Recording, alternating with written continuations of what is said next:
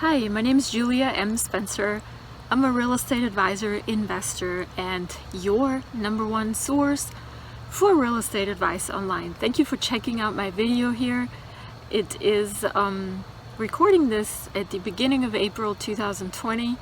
We're in a major world crisis at the moment, and I know a couple of you guys have asked me what's going on with my Airbnbs and how do I see the impact of the coronavirus on the world, on the real estate industry, and specifically for the small scale investor. So I wanted to make a video about that. So let's just start with a little thing. I live in Savannah, Georgia, really close to actually halfway between downtown and the beaches. So we have a lot of tourists here, basically. I mean, really a lot of tourists. A couple of years ago, I want to say about 7 years ago, I converted all my long-term rentals to short-term rentals. And because we were just making more money with the short-term vacation rentals, and it was a better business for me at the time. And so what has happened pretty much in short order, starting March 13th, everybody just canceled everything. So the whole entire calendar of April is free. Most of May is also free. And of course, the rest of March was also now cleared, basically vacant.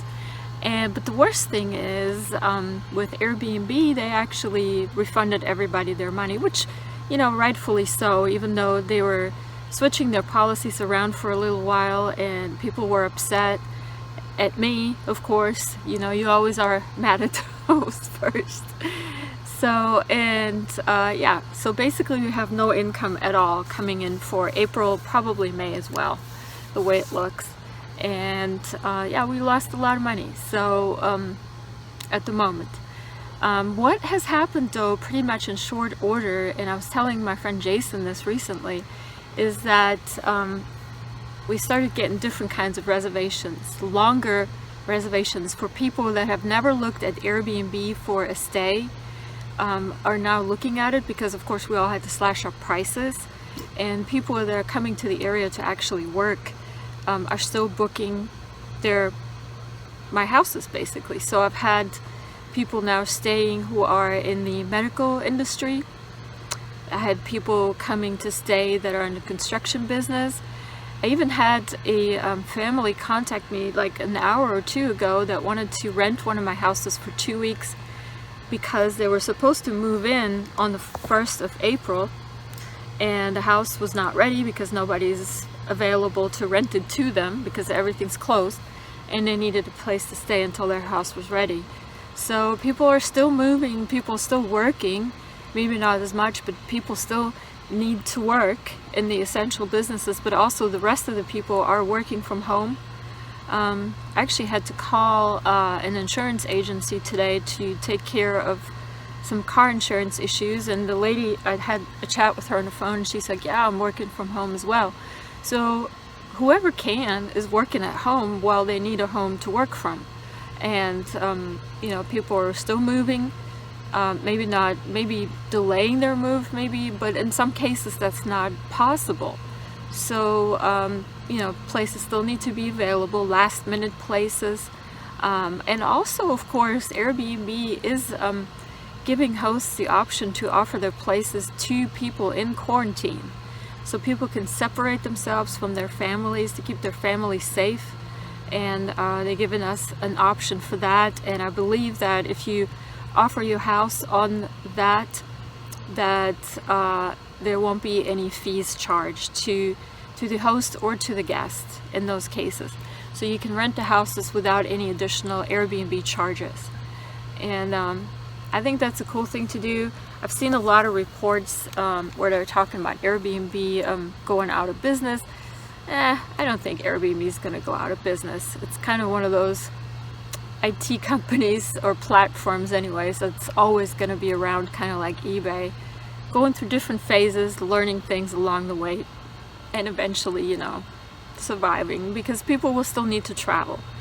And maybe not for discretionary travel at this point, but they will still need to travel. And so there's gonna have to be places for people to go to. And what I'm also predicting is that probably in the coming months, there's going to be less places available, believe it or not, because people are going to have maybe a couple of months of reprieve from paying their mortgage bills, but they're going to have to catch up. I mean, the mortgage payments are not going to be forgiven. I don't see that anyways, but and so life is going to be back as it was before, probably with much of a vengeance, and more spunk later on, I guess. So people that didn't get to travel in the spring or in the early summer are really going to try to make it for the autumn or fall trips, or at least take a lot more like shorter trips, maybe on the weekends or something like that. So I predict that once our beaches are open again, and of course, I have no problem with them extending the timeline, even if it's to the end of May or even into June. But of course, everybody has to stay safe. But once that's open again and there's no more additional cases, they're going to probably, after a while, open everything up again. Everything's going to come back with a vengeance. And so I'm taking the time to rest, relax, and chill, cook at home more, and take care of myself and my children, because I know the onslaught of work is going to be like double. The world's going to catch up and in double speed, so it's going to be brutal. So for those of us that haven't saved for times like these, I don't know, somehow I had a little bit of foresight in the beginning of the year, and I've thought to myself, let me just save up a little bit just in case, because I haven't really kept a lot of savings in the past. I tried to like reinvest it and buy more properties, and I had bought a lot of properties last year already and that I haven't sold. So let me just go ahead and put some money aside so I can, survive a dry period like this one. And it turned out really good. So we'll survive. We'll still be here when it's all done. It's only temporary. And I know a lot of bad things are happening, and my heart goes out to the people out there that are suffering through in the epicenters like New York or the other big cities. But for the rest of us in this country, we just need to stay home and chill, relax. Don't try to watch too much news. It's not good for you. And just get a cup of tea and wait it through, basically. That's the only thing you can do. It's the sensible and the right thing to do. Now, as I'm posting this video here for you today, the one right before it, if you haven't checked it out, is actually me and Todd talking about a webinar that we have coming up. We decided to team up together and offer free question and answer webinars or coaching sessions for the next 2 weeks. And we have several sessions each week, so you can find a time that fits your schedule. Probably isn't hard right now, right?